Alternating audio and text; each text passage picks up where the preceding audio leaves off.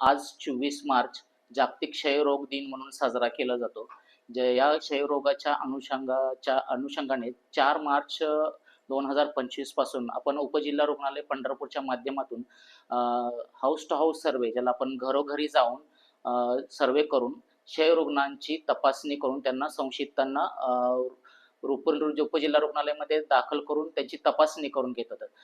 4 मार्च पासून आतापर्यंत जवळपास 48,986 रुग्णांची आपण तपासणी केलेली आहे. त्याच्यामध्ये आपल्याला 641 हे संशयित रुग्ण आढळलेले आहेत.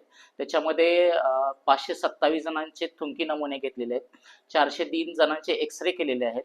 114 जणांचा सीबी नॅट ही टेस्ट केलेली आहे आणि त्याच्यामध्ये आपल्याला 15 हे रुग्ण हे पॉझिटिव्ह मिळालेले आहेत. आणि या 15 रुग्णांच्या संपर्कात येणारे जे त्यांचे नातेवाईक किंवा आजूबाजूचे लोक आहेत, अशा जवळपास 75 लोकांची आपण CYTB या टेस्टने टेस्ट करून त्यांना आपण TPT म्हणजे TB प्रिव्हेंटिव्ह थेरपी हा उपचार चालू केलेला आहे.